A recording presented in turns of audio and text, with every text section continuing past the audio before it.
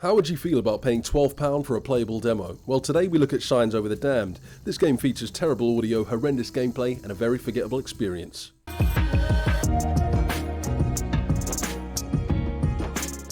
We usually start our reviews off by discussing a game's story. Well, there isn't one for Shines Over the Damned, so let's move straight on to the gameplay. When we begin, we can run, move and jump, and it's immediately apparent that the controls are stiff, the movement is janky, and the audio sounds very muffled. Now, I wanted to change the display settings in the game as it was very dark, but this isn't an option. All you can do is return to the main menu, and from the main menu, all you can do is return back to the base game. The game does have performance issues in reference to its frame rate.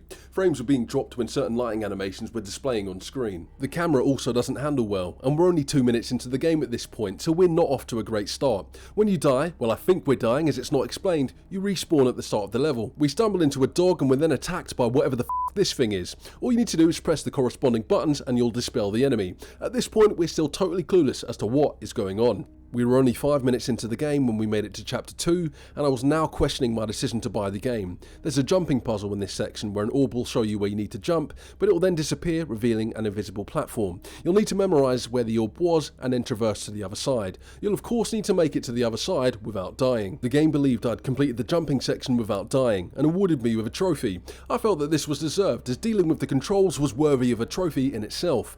We get attacked again and then for some reason start synchronising. At this point the gameplay is so riveting I can barely contain myself. Just to reiterate, the game is dark in nature and you won't have the option of adjusting the brightness. I had to turn the brightness up on my BenQ monitor, but it wasn't very effective, like using Giga Drain on a Pidgey. You'll synchronise a few more times, repel a few more enemies and collect some more blue orbs, which are a collectible with no purpose. Eventually you get to this puzzle with some symbols on the wall. You'll need to match these symbols to the corresponding tiles that are on the ground. If you mess up the pattern, you'll be killed and you'll have to reattempt it. We then walk into what I think is us, or another version of us, I have no idea, but whatever it is, it's had better days. I then spot this bicycle and think it's time for me to hop on and ride away from this game. Shortly after, we run into the slowest axis protruding from a wall I've ever seen. Oh my god. How am I going to evade these? The sheer non-speed of these is absolutely blinding. Lieutenant, commence evasive maneuvers immediately. If we don't move now, we'll be hit next year. At some point. We then get this cutscene with a weird creature and the stray dog that we've not even bonded with, that just seems to be wherever we're going. So yeah, as we're playing, we go along and get orb. Wait, hold on a minute. I get orb? I got orb? So yeah, there's some translation errors, although there's barely any text in the game. We then teleport to a boat with the dog, because reasons. How we got on the boat or why we're here is a great question. We then have suicidal birds that keep flying into us, and at this point I'm no longer collecting the orbs. Whilst you're on the boat, you'll need to dodge some rocks and press left or right to move out of the way. Although sometimes pressing left or right does absolutely nothing. I then die after getting hit by absolutely nothing, and it's at this point I decide to leave the game and give it the 1-star rating it was practically begging for. After continually floating in the boat and doing nothing, I get an achievement letting me know that I've completed the game. It took me a whopping 55 minutes. Now I have no idea what I just played, if there was a story, who the characters were, what exactly was going on, and the biggest question of them all, can I get a refund? This is hands down the worst game I've reviewed on the channel, and it feels as though I've been taken for a ride. In this section I'm going to break down the game's marketing description on PlayStation Network, whilst also giving you my take. A unique horror experience where our senses will be tested and reality questioned.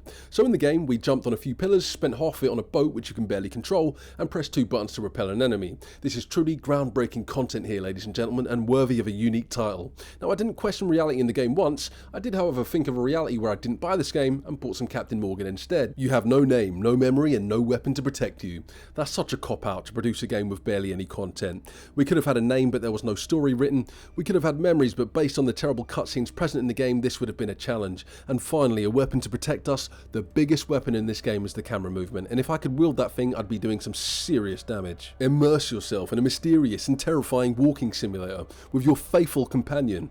I'll agree it's mysterious, as I had no idea what was going on. I thought the dog was just a stray following us. The only way that I found out the dog is our faithful companion is by reading it in the PSN store. I mean, come on.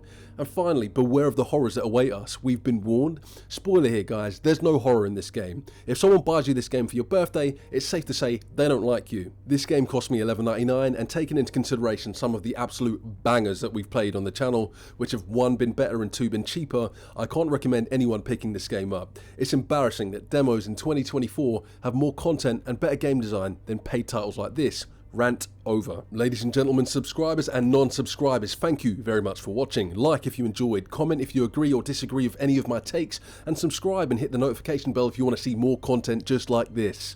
I'm Senor Donut. Peace out.